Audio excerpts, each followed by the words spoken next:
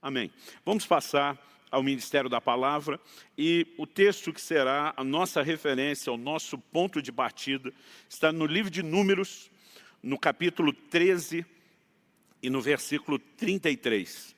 Números, capítulo 13, versículo 33. Esse é um assunto que tem me impactado muito desde a minha adolescência, juventude. Acredito que uma das primeiras mensagens que eu preguei na minha vida, lá no início do ministério, foi relacionado a esse tema que eu quero compartilhar com vocês hoje, que eu entendo de Deus, que devo compartilhar com vocês hoje. Números capítulo 13, versículo 33. Você pode depois deixar aberto esse capítulo, pode ser que a gente consulte aqui mais versículos, mas para resumir e para dar o foco, eu quero ler a princípio 33. O texto diz assim: também vimos ali gigantes. Os filhos de Anak são descendentes de gigantes. E éramos aos nossos próprios olhos como gafanhotos. E assim também éramos aos olhos deles. Éramos, vou repetir a frase final aqui, aos nossos próprios olhos como gafanhotos. E assim também éramos aos olhos deles. Quem são as pessoas que estão fazendo essa declaração? 10 dos 12 espias enviados por Moisés para a terra de Canaã, para observar e espiar a terra de Canaã e trazer um relato de como era a terra, de como era o povo, é que estão fazendo essa declaração. A exceção dos 12 enviados são Josué e Caleb, dois que tiveram um posicionamento e um relatório completamente diferente. Nesse mês, onde temos enfatizado tanto o sobrenatural, eu quero chamar a sua atenção para um aspecto que parece ser um pouco mais simples do que a maioria imagina. Muitas vezes nós mistificamos demais o que é entrar nesse lugar do sobrenatural e das intervenções de Deus e não percebemos que há processos tão simples que eles chegam quase que se confundir como se fossem processos naturais. E um deles, acredito, tem muito a ver com a forma como nós nos vemos. O tema da minha mensagem hoje é: você é o que você vê. A maneira como nós nos vemos determina também aquilo que nós receberemos. Quando eles estão dizendo que se viam como gafanhotos, não quer dizer que eles se imaginavam literalmente como gafanhotos, mas estava dizendo: nós não somos nada diante desses gigantes. Nós não podemos, nós não conseguimos. Não há nenhuma probabilidade da gente reverter ou mudar essa situação. Nós seremos esmagados, devorados por eles. Aliás, o posicionamento de Josué e Caleb, no capítulo 14, a partir do versículo 6, é justamente o contrário. Ele diz: não, ausentou-se deles, falando dos gigantes, a sua defesa, o Senhor é conosco, nós podemos consumi-los como pão. Enquanto eles se viam, os 10 espias, como pessoas que seriam consumidas, derrotadas, Josué e Caleb está dizendo: não, nós somos os conquistadores, nós somos os vencedores, o Senhor está conosco. E percebemos que esses dois se viam de uma forma completamente diferente. Resultado: Josué e Caleb foram os únicos de uma geração inteira a entrar naquela terra, o lugar da promessa de Deus. Vamos considerar algumas coisas. Todo mundo tinha o mesmo Deus, todo mundo tinha a mesma promessa ali em Israel em relação à terra prometida. Todo mundo estava diante dos mesmos obstáculos, desafios que eram gigantes, mas só 2 entraram. O resto de uma geração não entrou. Por que esses 2 entraram?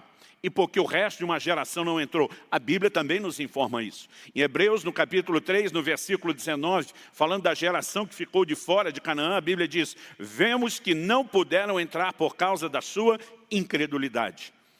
Por outro lado, percebemos que esses 2 se viam de forma correta. E isso nos ajuda a entender o quê? Que a fé tem uma visão. A fé nos dá uma visão, não a respeito de Deus, mas também baseado na sua palavra, nas suas promessas. Nós precisamos aprender a visualizar a concretização, a materialização da promessa. Nós precisamos aprender a visualizar as verdades espirituais de tal forma que uma grande convicção se forme dentro de nós e nos leve a andar baseado não nas circunstâncias, mas nessa fé.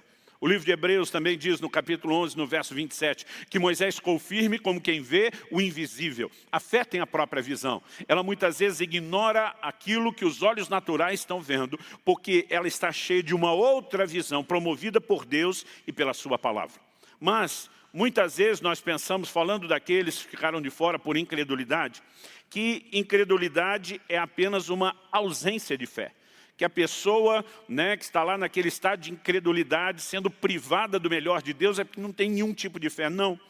Nós precisamos entender que muitas vezes essas pessoas, não é que elas não tenham nenhum tipo de fé, mas elas têm uma crença errada. E se não estão crendo em Deus, na sua palavra, se não estão crendo de forma correta, é lógico que aos olhos de Deus estão se movendo em incredulidade. Mas muitas vezes isso é baseado numa crença errada. Hoje em dia tornou-se muito comum o uso da palavra crenças limitadoras. Isso se fala muito no ambiente de mentoria, né, de coach, mas nós precisamos entender que muito antes das pessoas descobrirem essas frases, de observarem o impacto disso através de análise de comportamento, a palavra de Deus já nos dizia isso. Aliás, gosto de dizer que o entendimento errado vai te levar a uma crença errada e a crença errada vai te levar ao lugar, ao destino errado.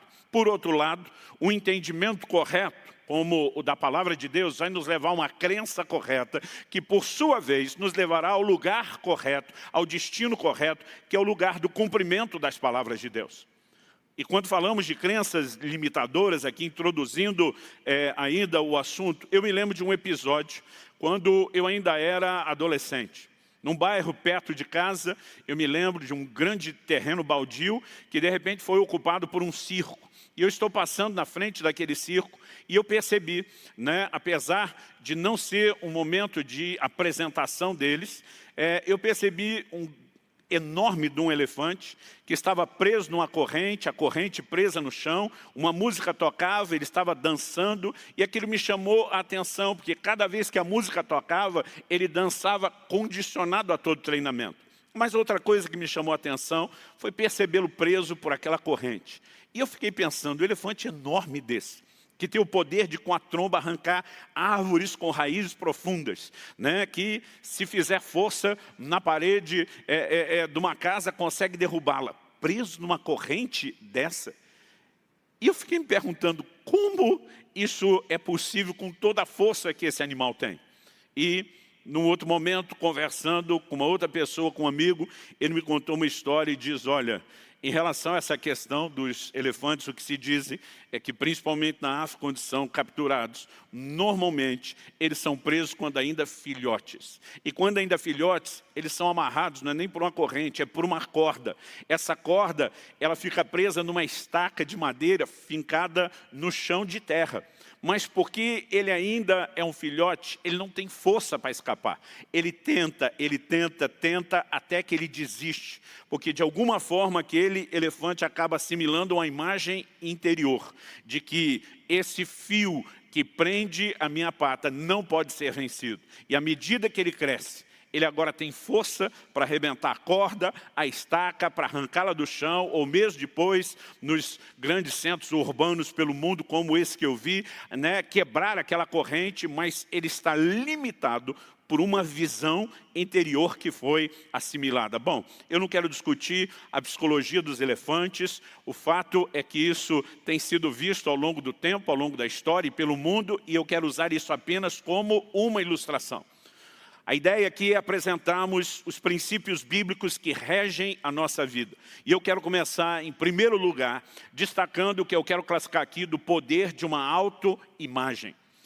Muitas pessoas, às vezes, ouvindo, né, a pregação do Evangelho, eu percebo que alguns têm uma resistência enorme quando usamos termos como esse, né? Falei anteriormente de crenças limitadoras, agora de autoimagem, e alguns normalmente têm uma resistência quando ouvem algumas expressões da psicologia como autoimagem.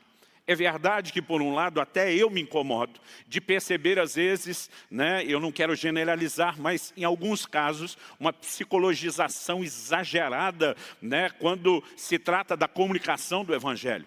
Mas, por outro lado, se queremos ter bom senso, nós não podemos, mera e simplesmente, à luz da palavra de Deus, jogar fora a constatação de algumas ciências. Então, a psicologia se baseia no quê? Na observação do comportamento humano, para simplificar, né, e falar isso numa linguagem bem leiga. E à medida que vão observando, eles reconhecem o quê? Que há determinados comportamentos, reações, que eles se repetem ao longo da história, em qualquer lugar e com qualquer tipo de pessoa, né, independente de onde moram, a raça, a cultura. Então, eles simplesmente vão fazendo essas análises e chegando a algumas conclusões. E aí nós temos alguns crentes que às vezes vão para aquele radicalismo de dizer, não, isso não é algo bíblico, isso é algo do mundo, nós não podemos aceitar. Eu me pergunto, quando se trata da lei da gravidade, um crente fica olhando e dizendo, isso é coisa do mundo, isso é secular? É claro que não, porque a própria Bíblia reconhece a lei.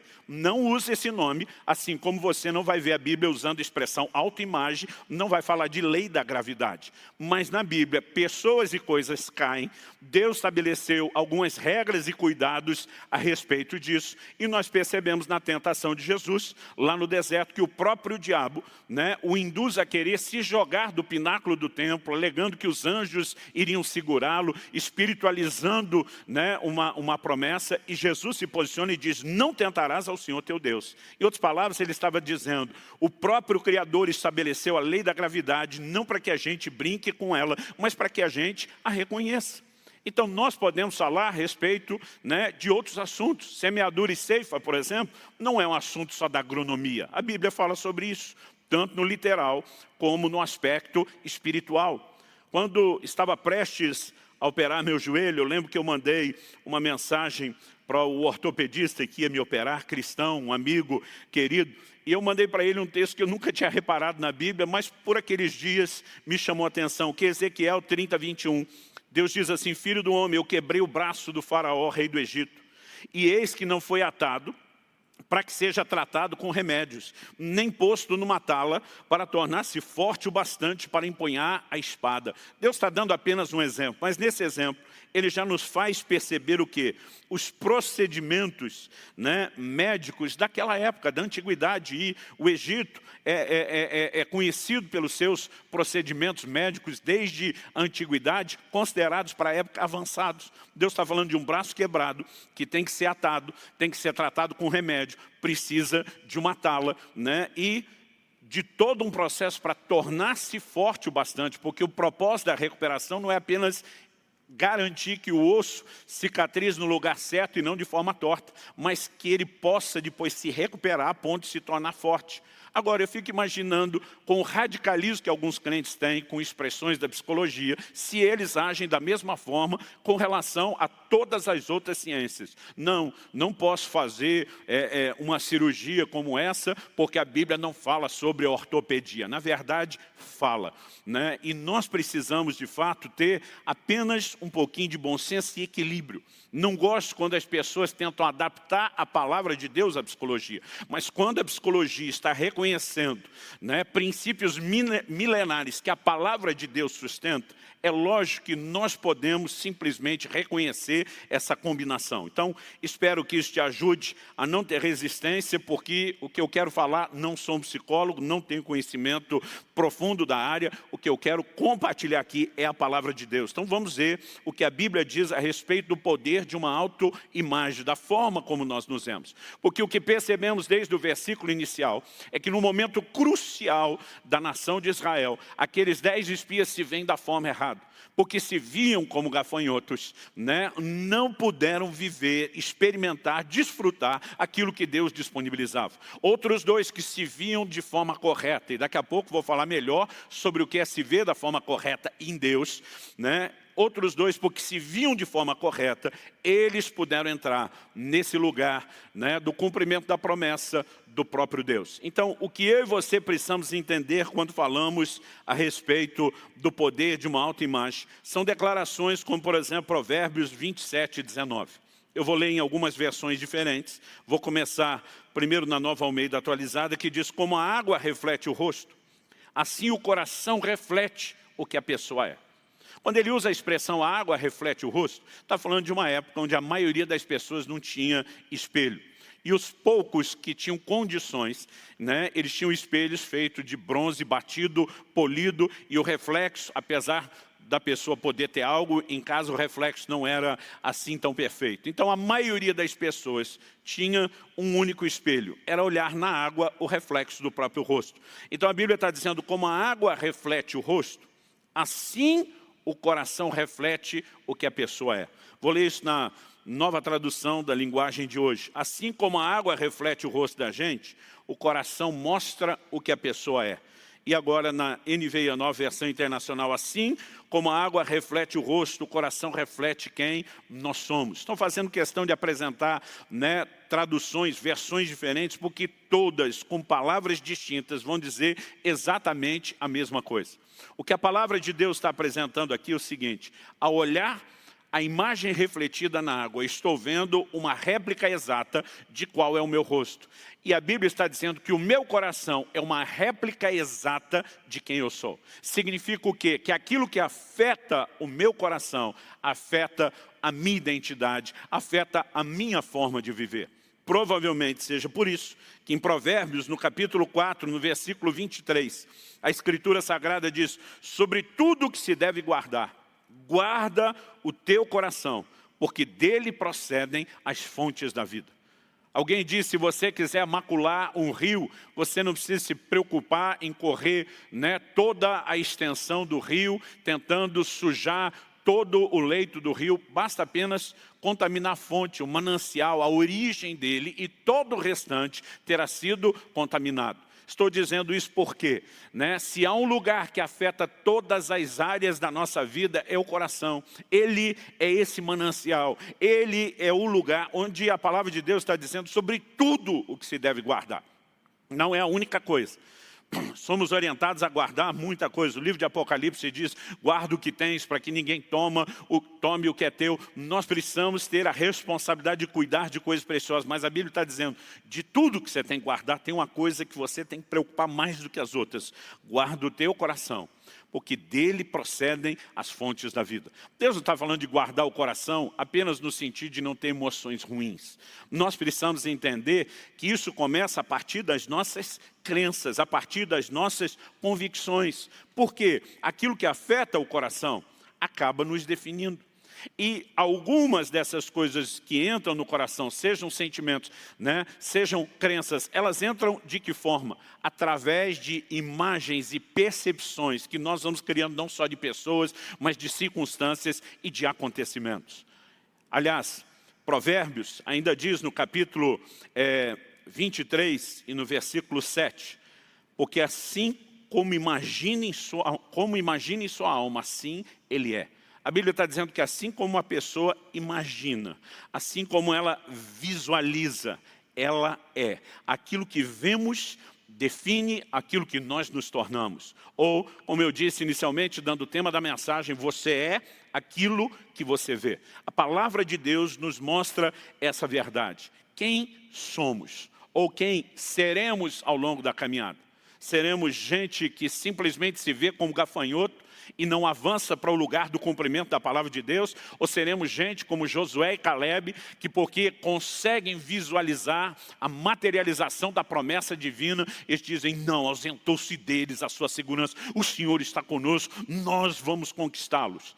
Nós precisamos entender a importância do tipo de visão que criamos. Bom, definido aqui o poder de uma autoimagem a partir da própria palavra de Deus, eu também quero destacar o seguinte, né? Em segundo lugar, quero trabalhar a ideia aqui de que não podemos ir a extremos. Mas antes mesmo de explorar isso melhor, a pergunta a ser feita é, como corrigir uma autoimagem errada?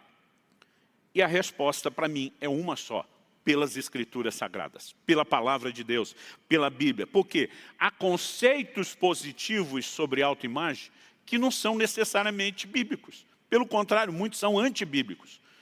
Um exemplo disso, o humanismo, que destaca que o homem é bom, você pode, você consegue, mas tudo focado no homem e na habilidade humana. Nós não cremos nisso. Quando vemos Josué e Caleb se destacando, eles não dizem apenas, não, nós não somos gafanhotos, nós somos bons pra caramba. Não é esse o discurso. Ele diz acerca dos gigantes, ausentou-se deles a sua segurança, mesmo sendo do gigante.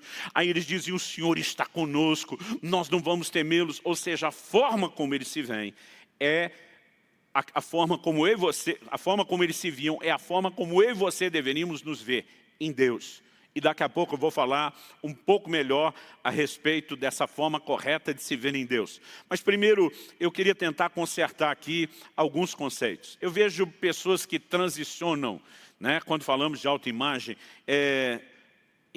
transicionam nos polos, nos extremos. Percebo alguns que têm uma autoimagem péssima, negativa. Não, eu só sou um gafanhoto, eu não sou nada, eu não sou ninguém. Mas, às vezes, eles justificam esse discurso em nome da humildade. Muitas vezes, como pastor, eu vejo a reação das pessoas quando estamos corajando. Gente, vamos trabalhar, vamos falar de Jesus, vamos evangelizar, vamos ganhar alma para o Senhor, vamos ajudar a cuidar delas por meio do discipulado, né? Encorajando alguns para liderar em célula. Nós trabalhamos aqui com grupos pequenos nas casas e às vezes alguns reagem, não, pastor, eu não posso, eu não sou nada, eu não consigo, eu não... Mas diferente de alguns que estão apenas falando, olha, eu só sou limitado, alguns ainda querem mascarar esse discurso com uma imagem de humildade, né? E eu percebo que eles estão extremamente equivocados a respeito de humildade. Porque na cabeça de muita gente, o conceito de humildade virou autodepreciação. Então parece que quanto mais eu me deprecio, quanto mais eu me diminuo, né? Quanto mais eu desfaço de mim mesmo, mais humilde eu sou. Aliás, seguindo essa linha de pensamento, e eu quero te mostrar que a maioria de nós, de um jeito ou de outro, pensa nisso. Nenhum de nós aceitaria uma pessoa dizendo que é humilde. Se alguém se posicionasse diante da gente e dissesse, olha, vou te dizer uma coisa, sou humilde, a gente já ia pensar, não é porque está falando que é. Agora, se isso fosse verdade, que quem é humilde não pode dizer que é humilde, aí nós temos um conflito enorme com a declaração do próprio Senhor Jesus. Porque Jesus não apenas se chamou de humilde, mas ele diz, aprenda de mim, que sou manso e humilde de coração. Ele estava dizendo, eu não só sou humilde, mas eu sou a sua referência de humildade. E se esse nosso conceito estiver certo, e não está, então Jesus é que estaria errado. E nós sabemos que ele também não está errado. Por quê? Porque se ser humilde é depreciar-se, né? E a pessoa não pode nem dizer que é, Jesus já estaria falhando nisso. Há uma frase do grande escritor C.S. Lewis que diz o seguinte, humildade não é pensar menos de si mesmo, é pensar menos em si mesmo. Qual a diferença? A diferença é que você não se diminui, né? Você não se rebaixa, você não se deprecia, você apenas sai do centro. E nesse sentido, nós olhamos para o exemplo de humildade de Jesus e percebemos o quanto essa frase é verdadeira. Porque Jesus se coloca em público e diz, eu só falo aquilo que ouço meu pai falar. Eu só faço aquilo que eu vejo o meu pai fazer. O tempo todo Jesus sai do centro, no sentido de dizer, não sou apenas eu ou de mim mesmo, mas é aquilo que eu recebo do Pai. Aliás, a Bíblia diz, Deus ungiu a Jesus de Nazaré com Espírito Santo e poder, o qual andou por toda parte fazendo bem, curando a todos os oprimidos do diabo, porque Deus era com ele. O tempo todo o reconhecimento e a glória é transmitida ao Pai, que o capacitou pelo poder do Espírito Santo. Mas no primeiro sermão público de Jesus, ele se levanta na sua cidade, Nazaré, lê o texto do livro do profeta Isaías, que diz, o Espírito do Senhor está sobre mim, porque me ungiu para curar, né? Me ungiu para libertar, para proclamar, e ele simplesmente se levanta e diz, hoje se cumpriu essa palavra. No primeiro sermão público, ele se põe diante das pessoas e diz, eu sou o cara que tem a solução para as suas necessidades. Mas, obviamente, ele não está dizendo, eu sou de mim mesmo. Ele diz, eu fui ungido por Deus, eu fui habilitado e capacitado. Nós precisamos entender a importância de não ir a extremos. Não confunda humildade com inferioridade. Muita gente tem confundido humildade com inferioridade, com mediocridade, com autodepreciação. E isso não são coisas necessariamente compatíveis, não nessa lógica, não nessa perspectiva. Eu falei semana passada que esse posicionamento de diante de Deus está dizendo eu não posso, eu não consigo. Dei os exemplos de Moisés em Êxodo 4 e de Jeremias, em Jeremias capítulo 1, que são atitudes que irritam a Deus e que Deus censura. Nós precisamos nos ver de forma correta. E isso significa não ir para o terreno da inferioridade. Paulo sabia distinguir quem ele era sozinho antes da conversão, eu persegui a igreja de Deus, e quem ele era depois da conversão, mas pela graça de Deus. Trabalhei mais do que todos os apóstolos, os quais ele menciona que nem era digno de estar entre eles. Então, precisamos entender que a definição de quem nós somos, ela precisa ser turbinada pela graça de Deus, pela revelação de quem Deus é. Mas percebo também que há pessoas que saem de um extremo, que é a inferioridade, que é uma forma errada de se ver, e vão para outro extremo, que é o senso de superioridade, o orgulho, que também é uma autoimagem errada, uma forma errada de se ver. Acredito que é justamente por isso que a palavra de Deus nos diz em Romanos, no capítulo 12, no versículo 3, o seguinte: porque pela graça que me foi dada, digo a cada um de vocês, que não pense de si mesmo além do que convém. Pelo contrário, pense com moderação, segundo a medida de fé que Deus repartiu com cada um. Eu gasto 2 capítulos inteiros no meu livro Revelação, o caminho para a realização, para falar, né, desses extremos. Não pensar aquém do que convém, inferioridade, e não pensar além do que convém, superioridade. Quando ele fala de moderação, existe um ponto de equilíbrio. Onde está o ponto de equilíbrio? Ele diz que nós temos que pensar de nós mesmos com moderação, segundo a medida da fé que Deus repartiu com cada um de nós. E daqui a pouco eu vou mexer nesse assunto. Como a fé vem? A fé vem por ouvir a palavra de Deus. Portanto, quem define aquilo que eu e você precisamos pensar a respeito de nós mesmos é a revelação da palavra de Deus e talvez em questões muito pessoais, o direcionamento do Espírito Santo como uma palavra muito pessoal. Nós precisamos entender exatamente o que somos, porque se tem gente que não faz nem o mínimo que deveria, que foi chamado a fazer, porque se vê como inferior. Tem gente tentando ser e fazer mais do que deveria, porque se vê de forma errada. Alguns exemplos bíblicos, vamos lá. Em Apocalipse, no capítulo 2, no versículo 2, o Senhor se dirige ao anjo, ao mensageiro da igreja de Éfeso, e ele começa de cara dizendo o seguinte: sei que você não pode suportar os maus, e que pôs à prova os que se declaram apóstolos e não são, e descobriu que são mentirosos. Olha o que Deus está dizendo. Você colocou à prova gente que está dizendo que é apóstolo sem ser. A pergunta é, por que alguém diria que é apóstolo sem ser? Em primeiro lugar, se os crentes daquela época, do início da igreja, acreditassem que só havia 12 apóstolos do Cordeiro e mais nenhum, não tinha que colocar à prova nenhum outro, diferente dos 12 falando isso. É lógico que o ministério apostólico era abrangente. Além dos 12 apóstolos do Cordeiro, incluindo, né, Matias, o substituto de Judas, nós temos outros, são chamados de apóstolos, Paulo, Barnabé, vários outros no Novo Testamento. Então, eu reconheço, né, que haviam muitos ministérios que se classificavam como apóstolos. O problema é que alguns foram levantados por Deus para ser apóstolos e outros apenas queriam ser isso. Apenas achavam que era o lugar que deveria ocupar. Agora, Deus está dizendo, você colocou eles à prova e os achou mentirosos. Em outras palavras, Deus está dizendo, nem eu reconheço eles apóstolos. Deus está dizendo, não fui eu que estabeleci. Foi eles que quiseram se reconhecer como tal. E como alguém chega a esse ponto? Porque simplesmente pensou de si o que não devia. Pensou de si aquilo que Deus não definiu. Aliás, em 2 Coríntios, no capítulo 10, no versículo 13, eu vejo o cuidado do apóstolo Paulo em relação ao exercício do seu ministério, que é externado num comentário que ele faz aos Coríntios.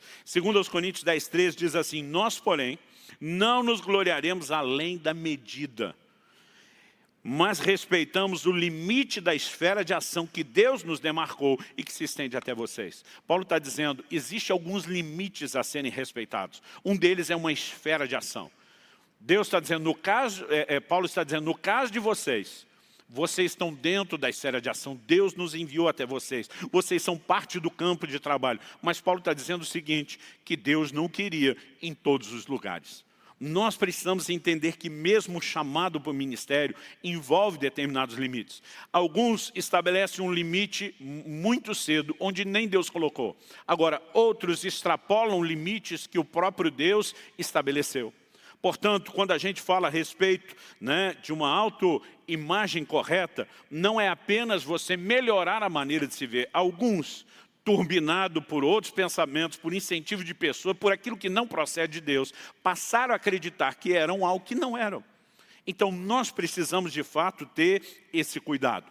E como nós conseguimos viver nesse lugar de cuidado? E aqui eu quero terminar falando, né, a respeito da palavra de Deus e do que ela declara a nosso respeito. Mencionei anteriormente que, assim como, né, a água reflete a imagem do rosto, o nosso coração reflete quem nós somos, e é o nosso coração que tem que ser cheio da palavra de Deus. A fonte, o manancial. O primeiro versículo da Bíblia que minha mãe me fez decorar quando eu tinha 4 anos de idade foi: escondi a tua palavra no meu coração para não pecar contra ti. Porque quando você afeta o coração, a fonte da vida, isso vai afetar completamente aquilo que você é e aquilo que você faz. E esse depósito da palavra não apenas nos ajuda a não pecar, mas nos ajuda a nos enxergar de forma correta. Eu acredito, né, que eu e você precisamos compreender isso. Eu quero ler um texto do livro de Tiago, Tiago capítulo 1, dos versículos 22 até o 25. O texto sagrado diz assim: tornai-vos, pois, praticantes da palavra e não somente ouvintes, enganando-vos a vós mesmos. Há um relacionamento com a palavra de Deus onde nós podemos nos enganar. Tem gente que nem ouve a palavra, está totalmente enganado. Tem gente que ouve e não pratica, ainda está num nível de engano. Ele continua e diz o seguinte: porque se alguém é ouvinte da palavra e não praticante, assemelha-se ao homem que contempla num espelho o seu rosto natural, pois a si mesmo se contempla e se retira e para logo se esquece de como era a sua aparência. Mas aquele que considera, que presta atenção atentamente na lei perfeita, a lei da liberdade, e nela persevera, não sendo ouvinte negligente, mas operoso praticante, esse será bem-aventurado no que realizar. Já compartilhei aqui antes, que quando criança, às vezes eu esquecia a imagem do meu rosto, me dava um desespero. Eu tinha que olhar um espelho, um vidro, algum lugar que tivesse um reflexo, e de repente lembrava, é assim mesmo. Eu brinco, né, que talvez esse exemplo caba mais para os homens do que para as mulheres que gastam mais tempo na frente do espelho. Mas isso, embora tenha acontecido com mais frequência na infância, eu já percebi, né, mesmo depois da fase adulta, outros exemplos. Me lembro de uma ocasião que nós, os pastores aqui, compõem o presbitério da igreja, fizemos um voto de consagração e nisso decidimos, né, todo mundo raspar cabelo, barba. E eu lembro que cada vez que eu passava na frente do espelho e via a imagem nova que não condizia com a lembrança da antiga que eu tinha na memória, o susto que eu levava, né? Eu mesmo, né, não, ficava tentando conciliar aquilo. Ele está pegando um exemplo de uma época onde as pessoas não se olhavam todo dia no espelho. E ele fala de alguém que olha no espelho, contempla o rosto natural, mas depois não lembra mais. Ou seja, perdeu o impacto e a influência que aquilo poderia ter.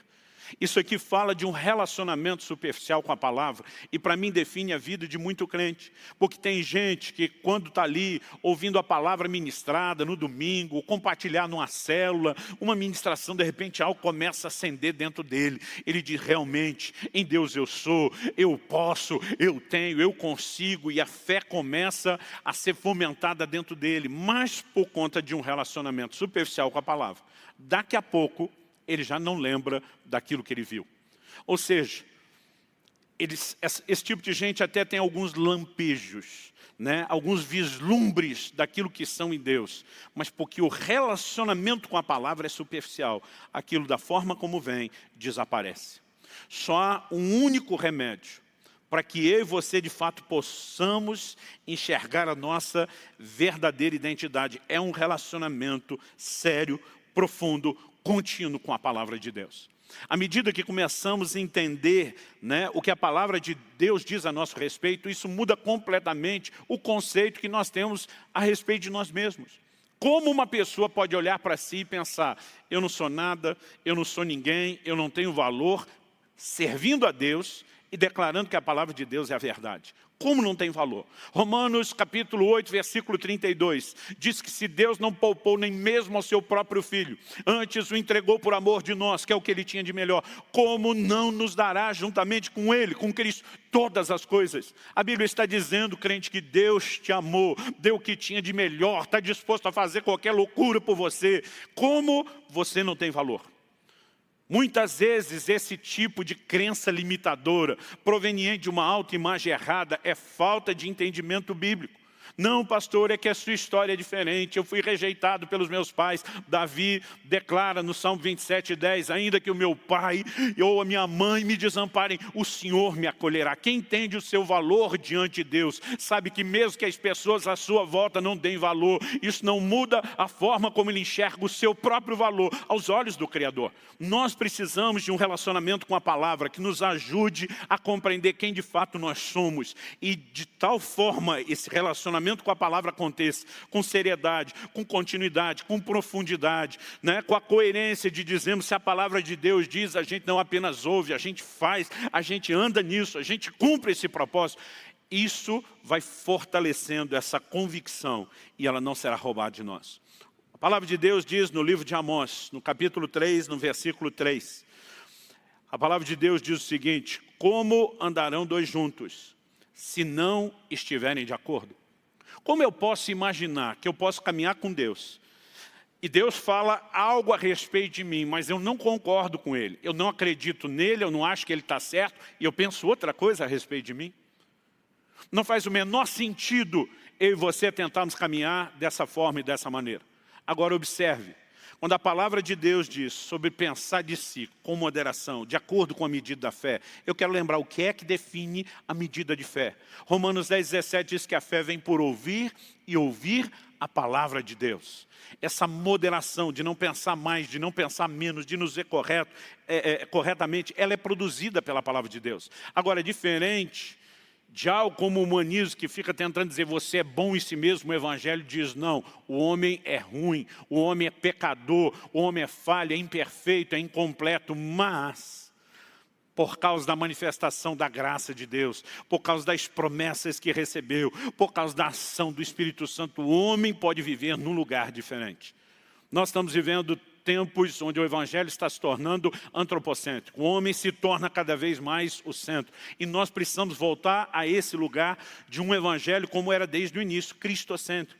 Agora, Paulo diz Cristo em nós, o tempo todo em Cristo, nele, com Ele. E é isso o fator, né, de diferença. Esse é o diferencial, é nós nos vemos em Deus. Então, semana passada, domingo passado, eu falei aqui de Joel 3:10, quando Deus diz, diga ao fraco, eu sou forte. Deus não está dizendo, você não é fraco, é forte. Deus está dizendo, você é fraco mesmo. Deus está chamando e classificando de fraco. Diz, diga o fraco. Porque, em outras palavras, Deus está dizendo, é isso que você é sozinho. Mas quando Deus diz, diga o fraco, eu sou forte, Deus está dizendo, muda o seu discurso. Porque você não está mais confinado à sua própria limitação. O verso anterior fala, proclamem guerra santa, suscitem, despertem os valentes. Deus está falando de arregimentar soldados para a guerra. Deus está dizendo, a partir do momento que você é fraco, é alistado no meu exército, você não vai mais lutar sozinho, não é a sua luta. Agora você vai lutar com a minha força. Então mude o seu discurso, porque agora você está andando comigo. É a respeito disso que estamos falando. Não tento exaltar aqui habilidades ou capacidades humanas, porque apesar de Deus, desde o início da criação, ter colocado em nós um bom depósito, não há como negar o estrago, né, que o pecado fez e as nossas limitações. Mas há um lugar onde eu e você podemos entrar, de nos ver em Deus.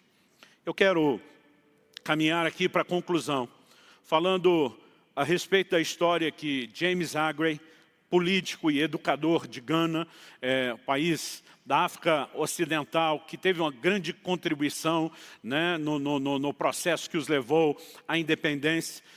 Uma história que ele contou numa reunião de lideranças populares em 1925, para inspirá-los a se deixarem, a deixarem de se ver como fracos e inferiores. Um pensamento que, principalmente, a dominação dos brancos no continente africano tinha por muito tempo tentado produzir.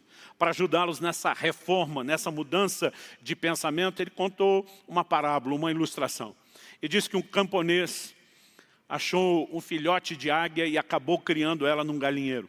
Anos depois apareceu um naturalista e começa a discutir, né, com aquele camponês, dizendo: isso é uma águia, isso não é uma galinha. Ele diz: não, a águia era quando encontrei, ela se tornou uma galinha no convívio. O naturalista bate o pé, quer provar que não, que ele está errado, porque o camponês está dizendo: ela deixou de ser águia há muito tempo.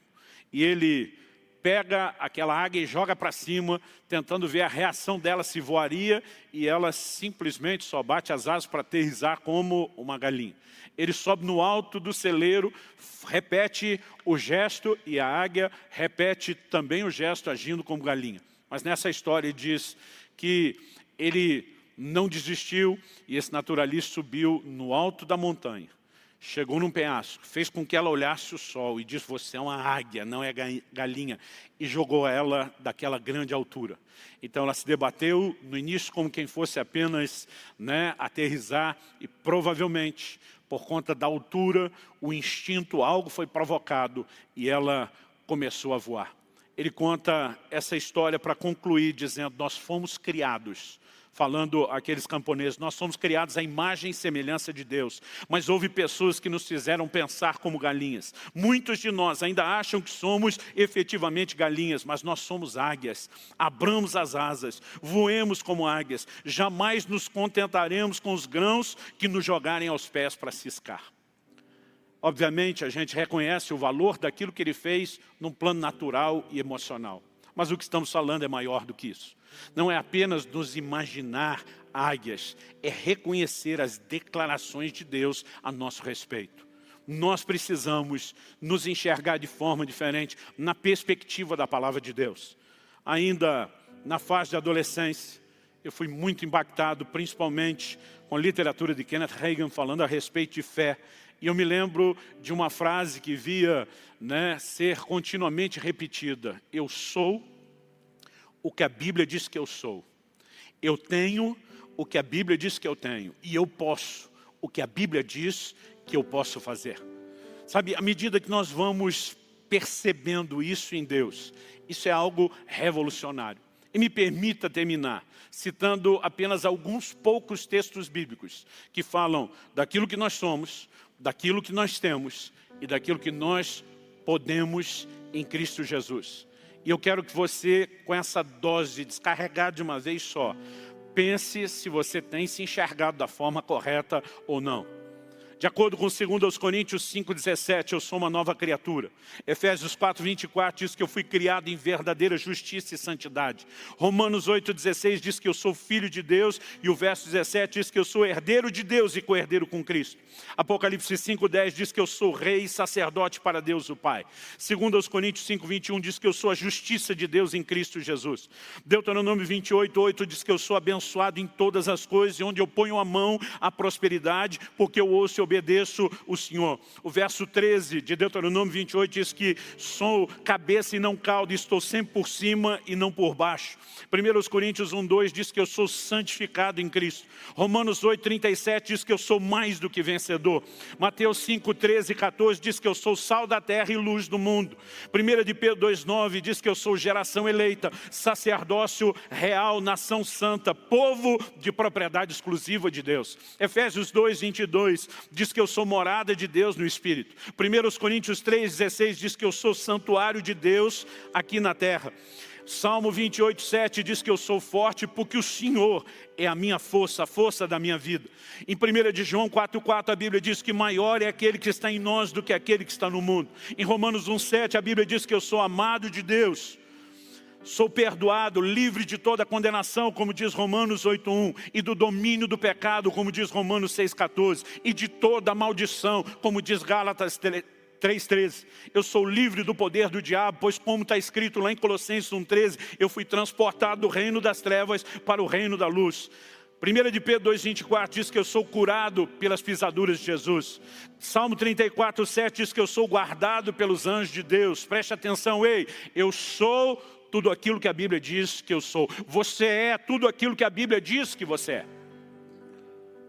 Mas e o que eu tenho? 1 Coríntios 3,20 diz que eu tenho tudo que pertence ao Pai. Aliás, como citamos antes em Romanos 8,17, somos herdeiros. herdeiros e co-herdeiros com Cristo. Lucas 10:19 diz que eu tenho autoridade sobre todo o poder do diabo em nome de Jesus. Romanos 8:1 mostra que eu tenho perdão dos pecados e já não há condenação para a minha vida. Salmo 91:10 me mostra que eu tenho saúde em Cristo e que praga alguma chegará à minha tenda. Os versículos 11 e 12 do Salmo 91 nos mostram que nós temos a proteção dos anjos de Deus. E Isaías 54:17 diz que nenhuma arma forjada contra mim prosperará. Quando eu olho a definição bíblica do ministério do Espírito Santo, eu descubro que eu tenho orientação, paz, alegria, consolo, conforto, ajuda e revelação da palavra na pessoa do Espírito Santo que em mim habita. A própria alegria do Espírito Santo deveria reger a minha e a sua vida, independente das circunstâncias.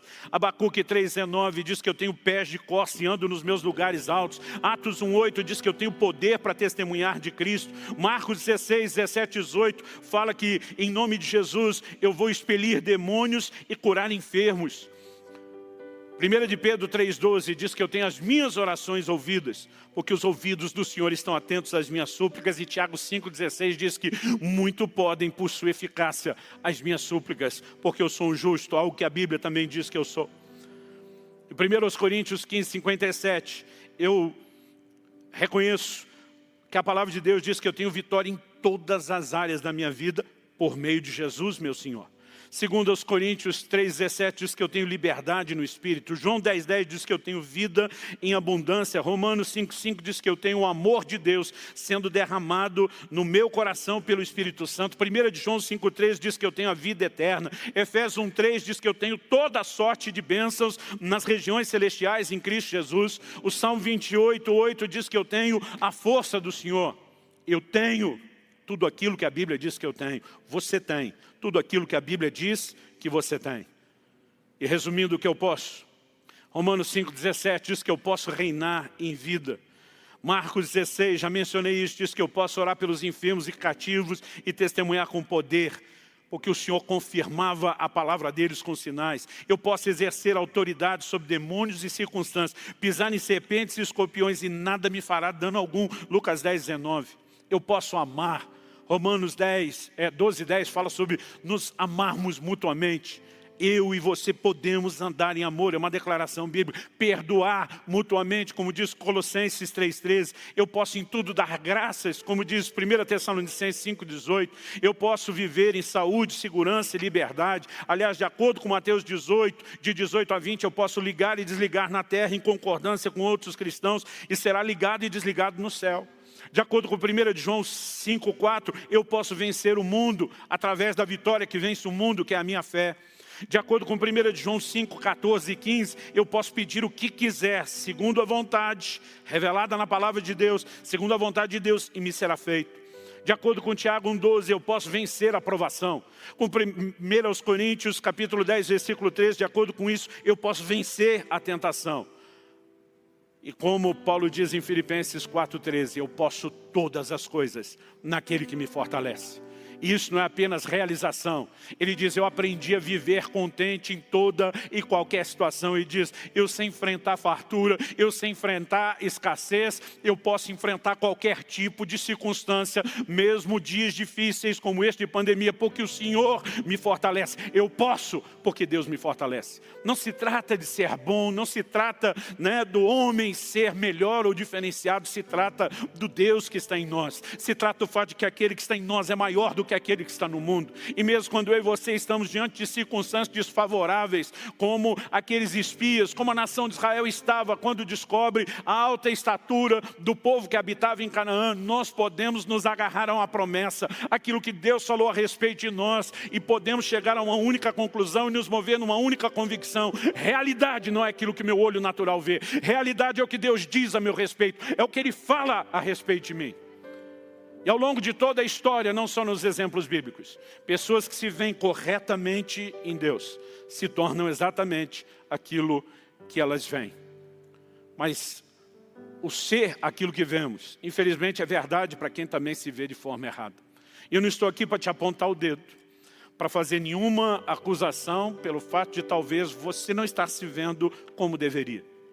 Ah, pastor, mas não sei se esses textos são realmente assim. É exatamente o que está escrito. Nós podemos trabalhar a ideia de que algumas aplicações que não são tão absolutas e generalizadas em um caso ou outro, mas qualquer coisa diferente disso é incredulidade, é dizer a Deus que a palavra dele não é a verdade, e nós não podemos aceitar isso. Há uma maneira diferente de nos vermos e de vivermos, determinada pela palavra de Deus e pela revelação correta de quem somos. Então, como eu disse antes, a ideia aqui não é acusar ninguém que não está se vendo como deveria, é te ajudar a passar a se ver como você deveria se ver. Volte à palavra de Deus. Volte à palavra de Deus. Nós precisamos ler a Bíblia não apenas buscando conhecimento e informação. Ela é a fonte da nossa revelação, ela alimenta a nossa fé, ela é alimento para o nosso espírito, ela restaura a nossa mente, a nossa forma de pensar. E um povo que anda e vive pela palavra de Deus, andará e viverá de forma diferente. Você é aquilo que a Bíblia diz que você é. Você tem aquilo que a Bíblia diz que você tem. E você pode aquilo que a Bíblia diz que você pode. Eu quero terminar orando com você. Pai, eu oro que o Espírito Santo, o Espírito da verdade, traga luz, revelação, entendimento da Tua palavra. Abre os nossos olhos, ó Deus, para entender onde estamos. Ajuda-nos por meio daquela aplicação.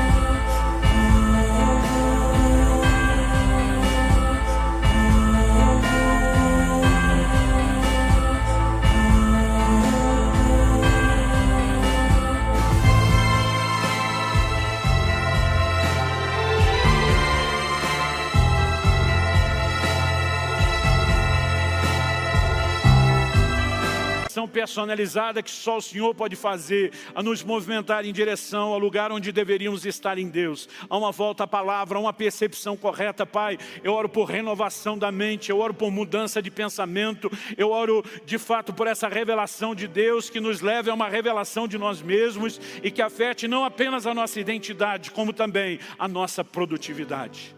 Eu clamo por isso em nome de Jesus, e para a glória de Deus.